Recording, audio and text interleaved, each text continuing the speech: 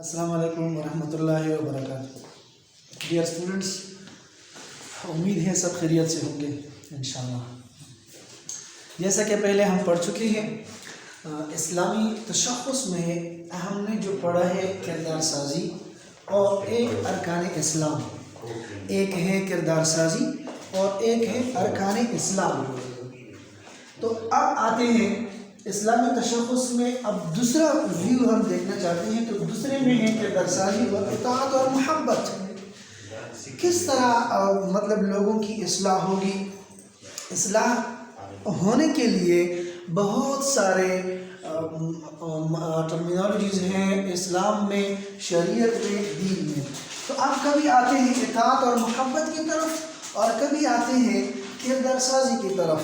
اطاعت اور محبت جو ہے وہ انٹرنل ہوتے ہیں، کسی انسان کو نکارنے کے لیے، کسی انسان کو مطلب اس کا بیک گراؤنڈ کو صحیح کرنے کے لیے کبھی ضرورت پڑتی ہے انٹرنل چیز کی اور کبھی ضرورت پڑتی ہے ایکسٹرنل کی۔ تو اب انسان کا جو بیرونی خلیہ ہے، جو بیرونی انداز ہے، ظاہری شکل جسے کہتے ہیں، اس کو صحیح کرنے کے لیے، اس کو صحیح بنانے کے لیے کردار سازی کی ضرورت ہوتی ہے۔ اور انٹرنل اندرونی جو اس کا دل ہے، روح ہے، جان ہے، یہ ساری چیزیں، اس کے تصورات، اس کے خیالات، سب کو سیٹ کرنے کے لیے اطاعت اور محبت کی ضرورت ہے۔ اب کردار سازی میں ہم نے پھر دو ٹاپکس کی طرف آنا ہے۔ ایک ہے اعمال یعنی عبادات، دوسرا ہے جذبہ۔ جذبہ ہم اس کو کہہ سکتے ہیں، یا اس کے ساتھ ہم یہ بھی لگا سکتے ہیں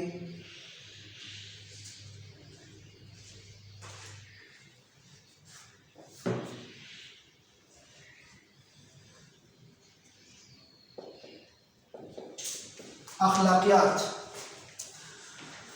اب جذبہ اور اخلاقیات جو ہیں انسان کے وہ اعمال، وہ عبادات ہیں جو شریعت کی طرف سے ان کو بتائی تو گئی ہے، لیکن شریعت میں عبادات کے جو ہے وہ ٹائم اور اسپیسیفک ٹائم مقرر ہے، اور یہاں جذبہ اور اخلاق کے لیے اسپیسیفک کوئی ٹائم نہیں ہے۔ اگر ہم غور سے دیکھیں تو عبادات میں ہمارے پاس نماز ہے، روزہ ہے، زکوٰۃ ہے، حج ہے، سب کے لیے الگ الگ ایک ٹائم مقرر ہے، اور جذبہ اور اخلاقیات کے ساتھ کوئی ٹائم وابستہ نہیں۔ کسی بھی وقت، چاہے وہ آپ کافروں کے ساتھ کیوں نہ ملے، لیکن اخلاق کے دائرے میں ہو، اخلاق کے دائرے میں ہو۔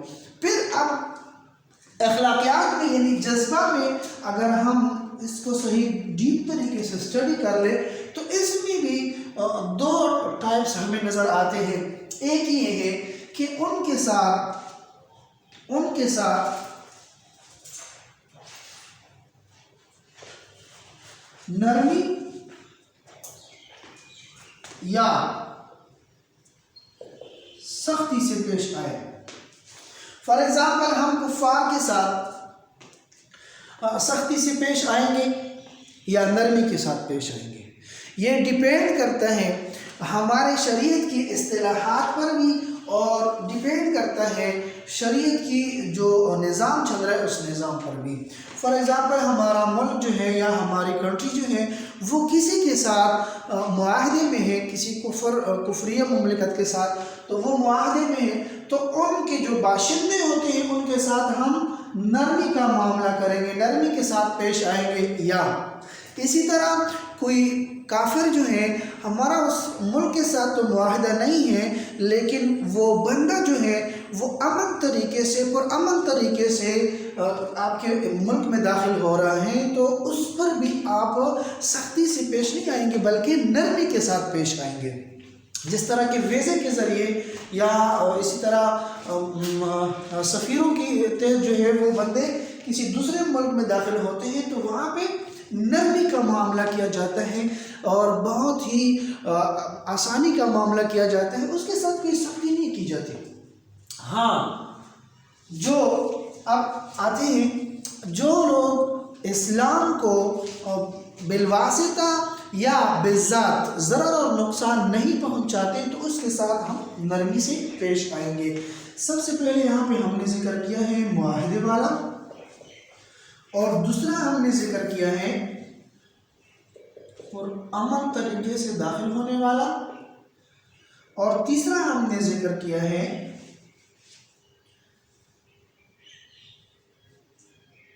نقصان نہ پہنچانے والا۔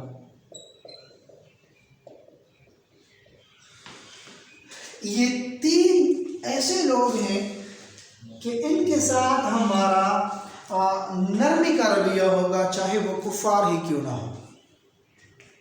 اب اپنے مسلمان ممالک کے جتنے بھی باشندے ہیں ان کے لیے تو حکم بھی یہی ہے کہ وہ ان کے ساتھ آپ نے نرمی کا رویہ اختیار کرنا ہے۔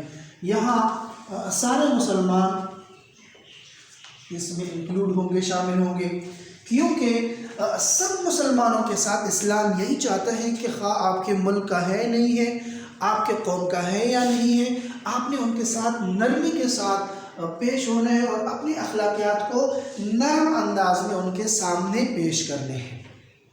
یہ ایک نرمی کا ٹرمینالوجی۔ پھر سختی کا، ہم نے بعض قوموں کے ساتھ سختی سے پیش ہونا ہے۔ کیوں؟ کیونکہ وہ ایسا نہ سمجھے، یہ نہ سمجھے کہ مسلمان تو ڈرپوک ہیں، مسلمان تو بزدل ہیں، مسلمان تو کسی کو جواب نہیں دے سکتے۔ اسی لیے اللہ تعالیٰ فرما رہے ہیں، وَأَعِدُّوا لَهُم مَّا اسْتَطَعْتُمْ،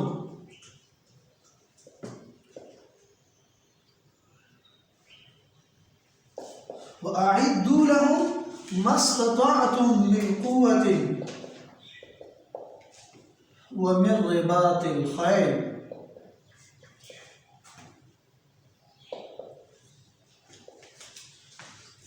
وَأَعِدُّوا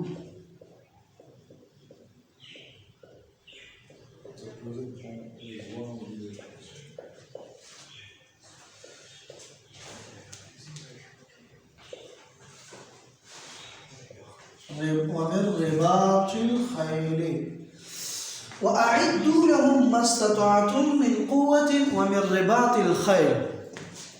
وَأَعِدُّوا، آپ لوگ تیاری کرو، لَهُم، ان کے لیے، یعنی کفار کے لیے یا ان کے مخالف، مَا اسْتَطَعْتُم، جو آپ کی مطلب استطاعت میں ہو، جو آپ کی طاقت میں ہو، مِّن قُوَّةٍ، اپنی قوت کو مضبوط کر لو، وَمِن رِّبَاطِ الْخَيْلِ، یا اپنی ٹیکنالوجیز کو مضبوط بناؤ، یا اپنی گھوڑوں کا جو اسطبل ہوتے ہیں وہ مطلب زیادہ بڑھاؤ۔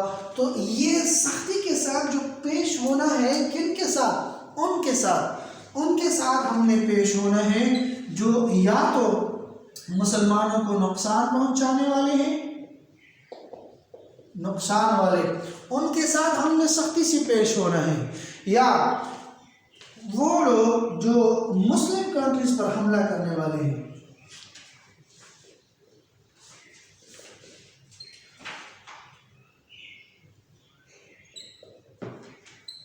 مسلم ممالک پر حملہ کرنے والے، ان کے ساتھ بھی ہم نے سختی سے پیش ہونا ہے۔ اب یہ جو سارے نرمی کے ساتھ پیش ہونا، سختی کے ساتھ پیش ہونا، اس کو صحیح طریقے سے ہم اسٹڈی کریں تو ان سب کا ایک ہی نام ہمیں مطلب ملتا ہے، ایک ہی ٹرمینالوجی ہمیں مل جاتی ہے یہاں سے، وہ ہے جہاد۔ کیا؟ جہاد۔ اگر ہم کسی کے ساتھ نرمی سے پیش ہو رہے ہیں یا سختی سے پیش ہو رہے ہیں تو اس کا نام کیا ہے؟ جہاد ہے۔ تو جہاد دراصل جدوجہد سے نکلا ہے، جہد کوشش کو کہتے ہیں، کسی کام کے بارے میں مضبوطی سے کوشش لگانا اور ڈیپلی اس کو صحیح طریقے سے سمجھنا، اس کا نام ہے جہاد۔ اللہ تعالیٰ فرما رہے ہیں وَجَاهِدُوا فِي اللَّهِ حَقَّ جِهَادِهِ، اللہ کے راستے میں ایسا ہی کوشش کرو جس طرح اللہ تعالیٰ ہی چاہتا ہے۔ تو جہاد کا عموماً لفظ جو قرآن میں آتا ہے تو وہ جدوجہد سے نکلا ہے، لیکن شریعت کی اصطلاح میں یہ جہاد جو ہے، یہ کہتے ہیں اللہ کی خاطر یا کلمت اللہ، اللہ کی کلمے کی خاطر کسی کفار کے ساتھ لڑنا، اس کی مخالفت کرنا، یا مسلمانوں کو صحیح راستے پہ لانا، یا اپنے آپ کو صحیح طریقے سے پیش کرنا، اسلامی نظریے سے صحیح طریقے سے پیش کرنے کا نام کیا ہے؟ جہاد۔ اب جہاد کے اقسام جب آئیں گے تو اس میں پتہ چلے گا کہ مسلمانوں کے ساتھ کون سا جہاد کرنے والا ہے، کفاروں کے ساتھ کون سا جہاد کرنے والا ہے، اپنے آپ کے ساتھ کون سا جہاد کرنے والا ہے، تو وہ انشاءاللہ ہم ٹائپس میں پڑھیں گے۔ لیکن یہاں پہ ہمیں جو سب سے بڑی بات نکل آئی وہ یہاں پہ جذبے اور اخلاقیات میں سے ایک کا نام جہاد نکل آیا۔ اگر ہم کسی کے ساتھ نرمی سے پیش آئیں گے تو اس جہاد کا کیا نام ہوگا، اگر سختی سے پیش آئیں گے تو ان جہاد کا کیا نام ہوگا، تو یہ جہاد۔ لیکن ایک بات غور سے سن لیں کہ قرآن مجید میں جہاد کے لیے زیادہ تر الفاظ جو استعمال ہوئے ہیں وہ ہے قتال، وقاتلوہم فی سبیل اللہ، وقاتلوا المشرکین حیثما وجدتموہم، فاقتلوا المشرکین حیثما وجدتموہم۔ تو اسی طرح قرآن مجید کی آیات اگر ہم دیکھیں تو وہاں پہ قتال کا لفظ کتب علیکم القتال وہو کرہ لکم، اللہ تعالیٰ نے تم لوگوں پر جہاد فرض کیا ہے لیکن وہ تمہیں ناپسند ہے۔ تو اسی لیے اگر ہم جہاد کو صحیح طریقے سے اسٹڈی کر لیں تو قرآن مجید میں ہر جگہ پہ الفاظ ایسے ہمیں ملتے ہیں کہ وہاں پہ جس طرح کی فرضیت نماز کا ہے، جس طرح کی فرضیت رمضان کا ہے، جس طرح کی فرضیت دیگر احکام شریعت کا ہے، حج کا ہے، زکوٰۃ کا ہے، اسی طرح فرضیت ہمیں ملتا ہے کس چیز کا؟ جہاد کا بھی۔ دیکھیں قرآن مجید میں اللہ تعالیٰ نے رمضان کے بارے میں کیا فرمایا؟ کتب علیکم الصیام، اللہ تعالیٰ نے تم لوگوں پر روزہ فرض کیا ہے، اور اسی طرح فرما رہے ہیں کتب علیکم القتال، اللہ تعالیٰ نے تم لوگوں پر جہاد بھی فرض کیا ہے۔ تو آپ فرض کے بارے میں پھر بات کریں گے کہ جہاد جو فرض ہیں کس طرح فرض ہیں، جہاد میں فرض کے کچھ ٹائپس ہیں یا اسی طرح فرض ہیں جس طرح کہ اللہ تعالیٰ نے روزے فرض رکھے ہیں۔ تو روزے کی فرضیت اور جہاد کی فرضیت میں پھر کیا کیا فرق ہیں، اور اسی طرح جہاد کی فرضیت میں ٹائپس ہیں کہ نہیں، جس طرح کہ روزے کی فرضیت ہے تو سب کے لیے عمومی ہے، اور جہاد کے بارے میں کیا ہوگا، کس طرح ہوگا۔ یہاں ایک بات تو یہ ہمیں یہاں پہ ہم نے یہ بات کر لی۔ اب آتے ہیں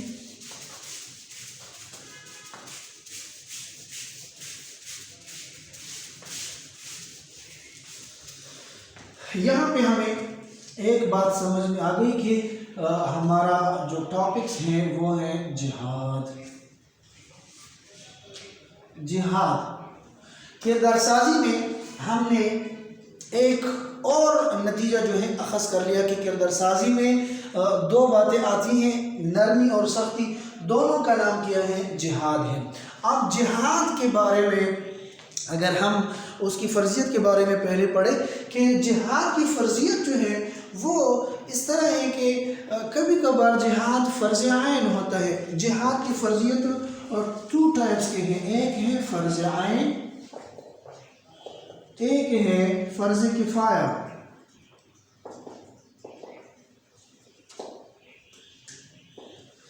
فرض عین وہ حکم ہوتا ہے جس کا کام ہر بندے پر الگ الگ فرض ہوتا ہے، دوسرا کوئی بندہ ادا کرے تو پہلے والے کی ذمہ اس کا ذمہ بری نہیں ہوتا، یعنی ہر بندے کے لیے انڈیویجول جو ہے وہ فرض ہوتی ہے۔ جس طرح کی نماز ہے، اب نماز اگر فار ایگزامپل میں پڑھوں تو آپ لوگوں کا ذمہ اس سے بری نہیں ہوتا، اسی طرح اگر روزہ میں رکھوں تو آپ لوگوں کا ذمہ بری نہیں ہوتا۔ فرض عین میں یہ بات ہوتی ہے کہ ہر بندے کے لیے الگ الگ فرضیت جو ہے اس کے لیے آ جاتی ہے، جس طرح کہ نماز اور روزہ، اسی طرح جہاد میں بھی ایک ٹائپ جو ہے وہ فرض عین ہے۔ دوسرا فرض کفایہ ہوتا ہے۔ فرض کفایہ کا مقصد یہ ہے کہ کوئی بندہ آپ کے گاؤں سے، آپ کے علاقے سے، آپ کے محلے سے، آپ کے خاندان سے ایک ہی بندہ وہ کام کر لے تو باقی سارے لوگوں کا ذمہ بری ہو جاتا ہے۔ جس طرح کے جنازے کا نماز ہے، نماز جنازہ، اب فار ایگزامپل کسی نماز جنازہ میں آپ کے خاندان سے، قبیلے سے، آپ کے علاقے سے، آپ کے محلے سے ایک ہی بندہ چلا گیا تو سارے کا ذمہ جو ہے وہ بری ہو جاتا ہے۔ اسی طرح جہاد میں بھی کبھی کبھار فرض کفایہ کا ٹائپ آ جاتا ہے اور کبھی کبھار فرض عین۔ اب اس پر بات کریں کہ فرض عین کب ہوگا اور فرض کفایہ کب ہوگا۔ تو فرض عین پر ہم اب بات کر رہے ہیں کہ دیکھیں اگر آپ کے دین پر کوئی حملہ کرنا چاہیں تو سب سے پہلے ہے اس میں تحفظ دین۔ تحفظ دین میں اگر ہم اپنی دین کی تحفظ نہیں کریں گے تو یہ دین جو ہے دھیرے دھیرے ختم ہوتا جائے گا۔ تو تحفظ دین کے لیے جہاد جو ہے وہ فرض عین ہے۔ تحفظ دین کے لیے جہاد فرض عین ہے۔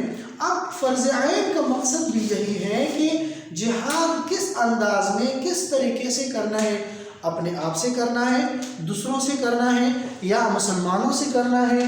تحفظ دین کی خاطر آپ نے قلم کا استعمال کرنا ہے، سوچ کا استعمال کرنا ہے، تلوار کا استعمال کرنا ہے۔ تو یہ ساری چیزیں اس میں پھر آ جاتی ہیں کہ جب دین کی بات آ جاتی ہے تو وہاں پہ جہاد فرض عین ہے۔ یا اسپیچ کے ذریعے فار ایگزامپل جس طرح کہ ابھی میں آپ لوگوں کو پڑھا رہا ہوں تو پڑھانے کے وقت بھی اگر آپ لوگوں کو میں صحیح ایجوکیشن یا صحیح تعلیم فراہم کرتا ہوں تو یہ بھی ایک جہاد کا ٹائپ ہے۔ تو تحفظ دین جو ہے سب سے پہلا پریورٹی جو ہمارا ہوگا جہاد کے بارے میں تو وہ تحفظ دین ہوگا۔ تحفظ دین، تحفظ دین کے بعد دوسرے نمبر پر جو ہے تحفظ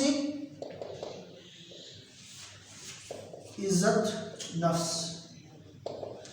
عزت نفس کے بارے میں بھی ہم نے مطلب اس کے بارے میں بھی اگر ہم جہاد کریں تو یہ کیا ہوگا، یہ فرض عین ہوگا۔ یہ ضروری نہیں کہ تلوار کے بیس پہ ہو یا بندوق کے بیس پہ ہو یا ٹیکنالوجیز کے بیس پہ ہو، نہیں، اخلاق کے بیس پہ بھی ہو سکتا ہے اور یہ کردار سازی کے بیس پہ بھی ہو سکتا ہے، اپنے آپ کو صحیح انداز میں پیش کرنے سے بھی ہو سکتا ہے، اخلاقی نمونہ پیش کرنے سے بھی ہو سکتا ہے، اسپیچ کے ذریعے بھی ہو سکتا ہے، قلم کے ذریعے بھی ہو سکتا ہے اور سوچ کے ذریعے صحیح سوچ لوگوں میں پیدا کرنا، تحفظ عزت نفس۔ تو یہ دوسرے نمبر پر یہاں پہ بھی جہاد کیا ہوگا، فرض عین ہوگا، تحفظ عزت نفس۔ تیسرے نمبر پر جو ہے وہ تحفظ ملک، کنٹریز بیس پہ۔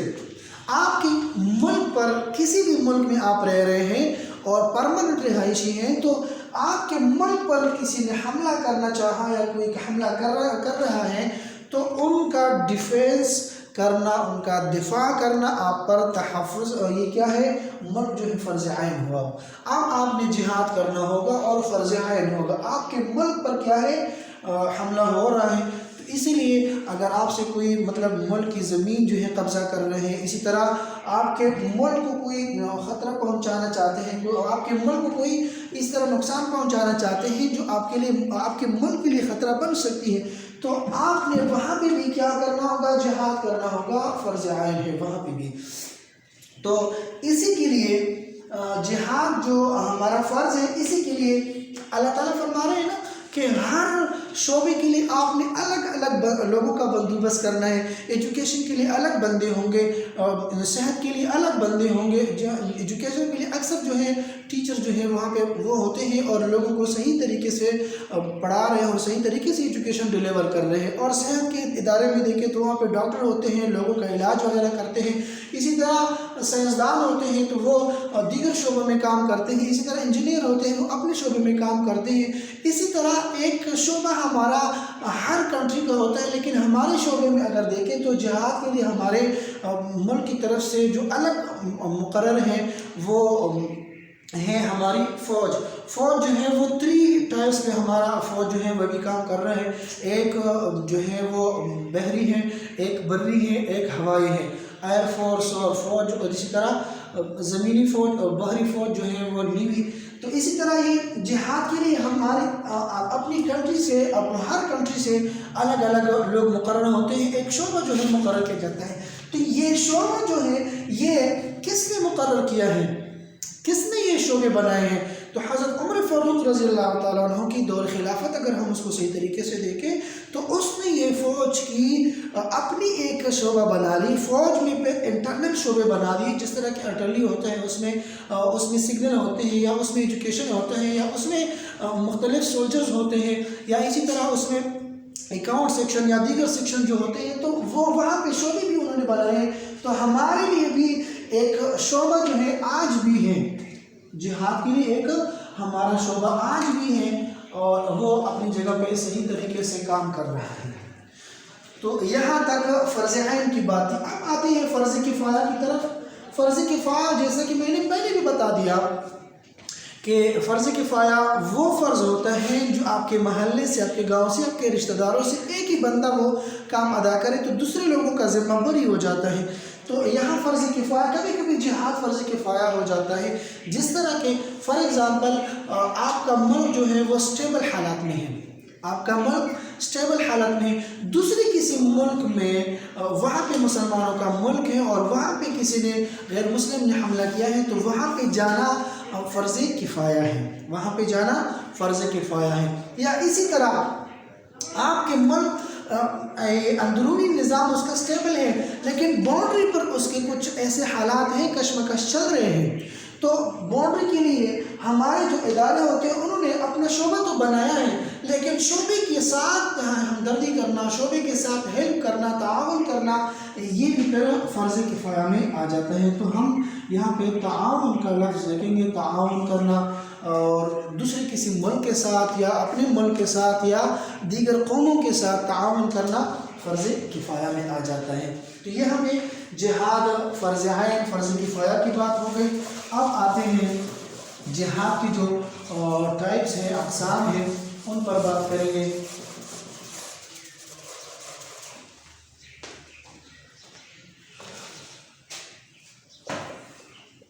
جہاد کے اقسام، جہاد کے ٹائپس۔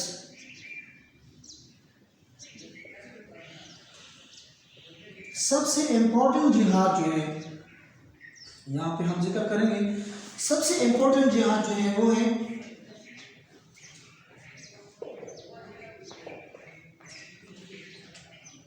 جہاد بالنفس۔ جہاد بالنفس، اپنے آپ پر قابو پانا، اپنے خواہشات کو یا اپنے انانیت کو ختم کرنا، یہ سب سے اہم جہاد ہے۔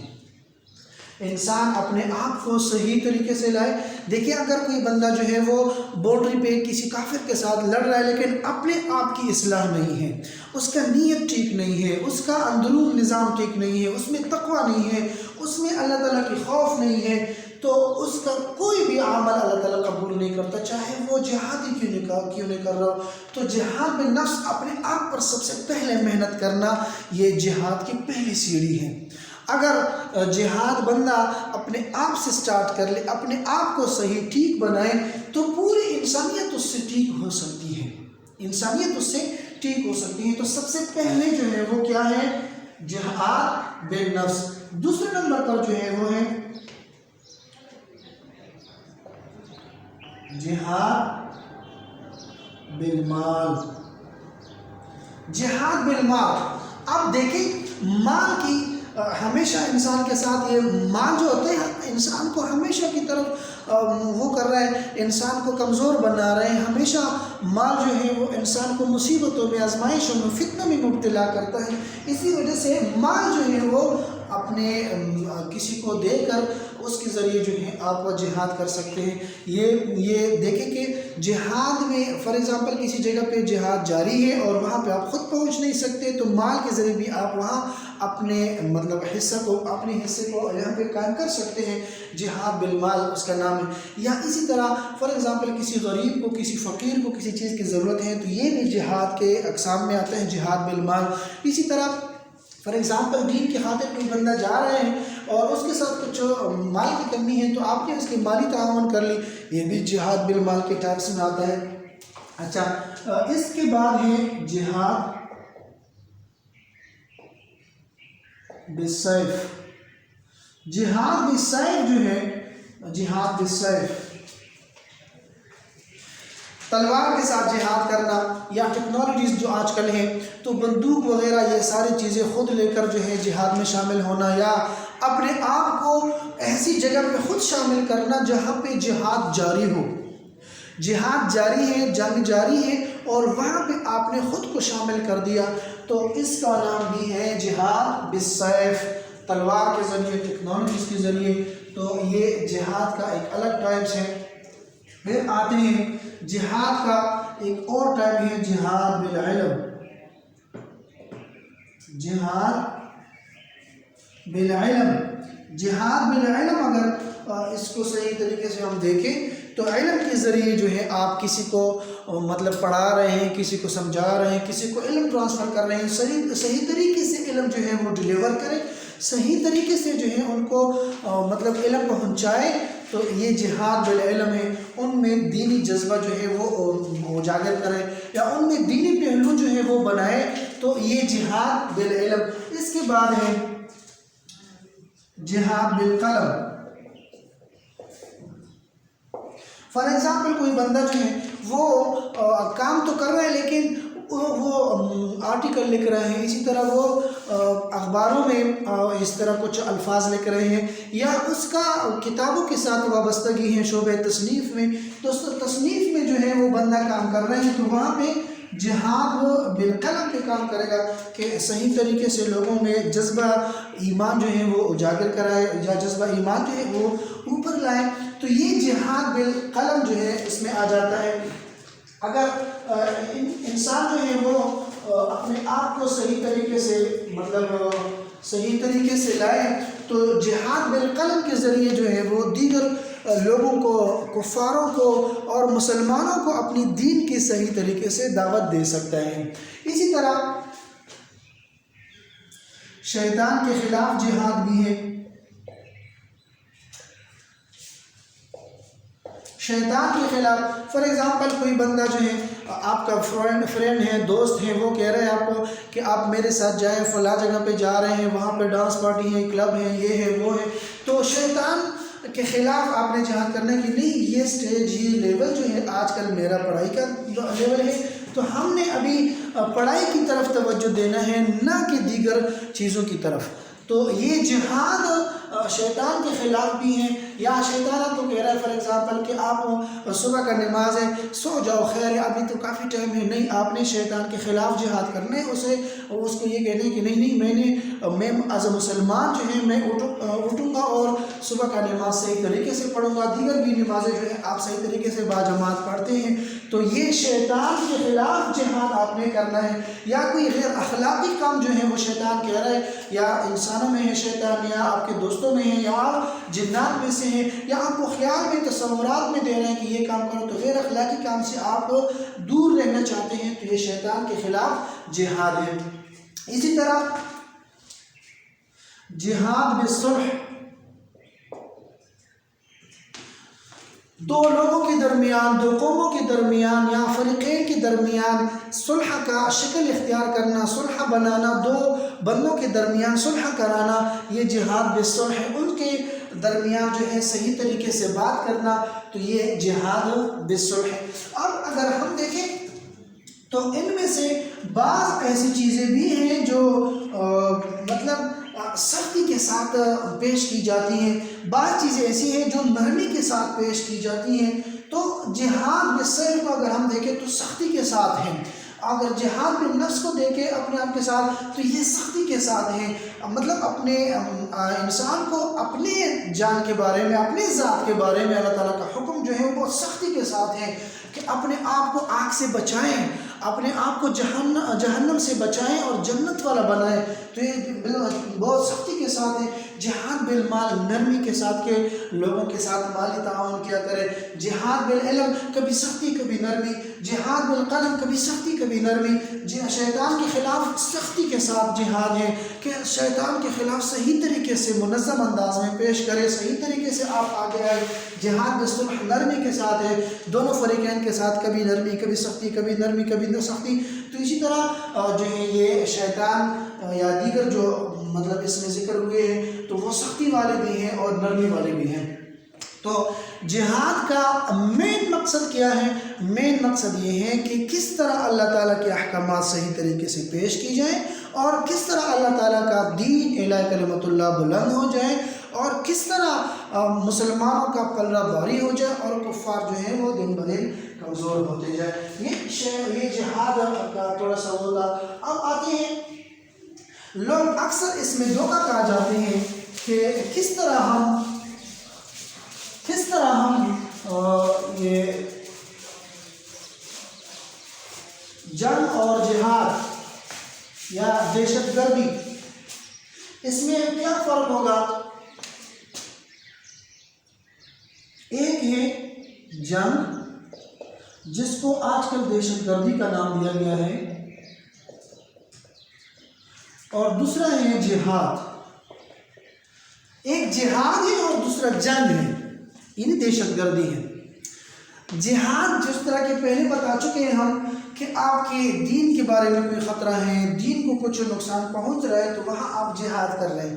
لیکن دہشت گردی جو ہوتی ہے وہ فرقہ واریت ہوتا ہے، وہ قوموں کے درمیان لڑائی کرانا ہوتا ہے یا اسی طرح قوموں کا غلط انداز پیش کرنا ہوتا ہے، غلط رویہ پیش کرنا ہوتا ہے، لوگوں کے درمیان غلط بیانات پیش کیے جاتے ہیں، غلط شکل اور صورت پیش کی جاتی ہیں، جس طرح کہ آج کل پیش کیے جا رہے ہیں کہ مطلب کفار اور یہود یہ چاہتے ہیں کہ مسلمان آپس میں لڑیں۔ آپس میں لڑنا ان کا مقصد ہے کہ مسلمان جب آپس میں لڑیں گے تو کفار کے خلاف ان کا کچھ بھی رد عمل ظاہر نہیں ہوگا، اس لیے وہ کبھی طالبوں کا شکل اختیار کرنا کہ طالب ایسے ہوتے ہیں، مدرسوں کے طالب ایسے ہوتے ہیں، حالانکہ دراصل کچھ نہیں ہوتا، دراصل کچھ نہیں ہوتا، یہ بس ویسے طالبوں کی شکل مطلب شکل بنانے سے کوئی وہ بندہ تھوڑی ہو جاتا ہے۔ اس کی مثال اسی طرح ہے کہ فار ایگزامپل